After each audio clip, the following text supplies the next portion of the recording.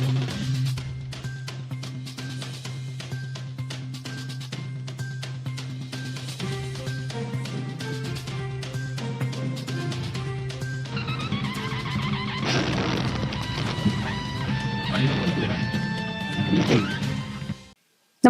आपण पाहता Hirkani news. Hirkani news प्रत्येक क्षण ताज्या घडामोडी आणि महत्त्वाच्या प्रत्येक बातमीसाठी नेहमीच. शिवडाव सोनवडे घाट मार्गातील अंतिम अडसर दूर. केंद्रीय पर्यावरण समितीची मंजुरी. 13 कोटीचा निधी मंजूर. कोल्हापूर सिंधुदुर्ग जिल्ह्यांना जोडणाऱ्या सोनवडे शिवडाव घाटमार्ग उभारणीतील अंतिम अडसरी आता दूर झाला आहे. या बहुप्रतीक्षित प्रकल्पाला केंद्रीय पर्यावरण समितीकडून अंतिम परवानगी मिळाल्याची माहिती गारगोटी बांधकाम विभागाने दिली आहे.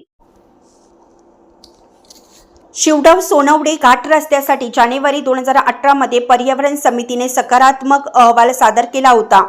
त्यामुळे या घाटाचे काम अंतिम टप्प्यात आले होते. पण अनेक वर्ष प्रलंबित घाट रस्त्याची केलेली अलाइनमेंट सार्वजनिक बांधकाम विभागाच्या ग्रेडनुसार झाली नव्हती.